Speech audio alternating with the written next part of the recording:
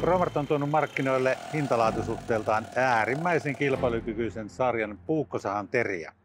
Tästä löytyy erikoisterä valuraudalle, löytyy puuterä puhtaalle puulle ja myös naulaiselle puulle bimetalliterää, purkuterä metallille bimetallia, sitten on karbiditerää naulaiselle puulle ja menee myös ruuvit poikki ja vielä sitten karbiditerä harkoille ja kahitiilille.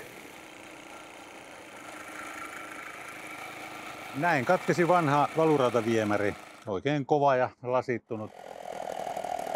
Tässä on yleispurkuterä puulle ja nimenomaan myös naulaiselle puulle, kun on kyse bimetalliterästä. Sieltä katkesi naulat ihan helposti tuota puuta leikatessa. Nyt siinä on vastassa 2 6 millin ruuvia ja tämmöiset yleisruuvit on todella kovaksi karkaistuja ja ne ei mene bimetalliterällä poikki. Tässä tapauksessa näytti, että toinen ruuvi meni poikki, mutta savut lähti ja terä meni pilalle. Näihin tapauksiin, kun siellä puussa on ruuveja, tarvitaan tällainen karbidi, eli kovametalliterä.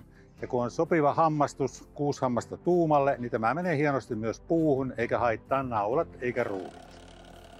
Siinä meni 50 naulaa ja 2-6 millin ruuvia ja terästä on tietysti maali lähtenyt, mutta muuten terä ei ole vaurioitunut ollenkaan.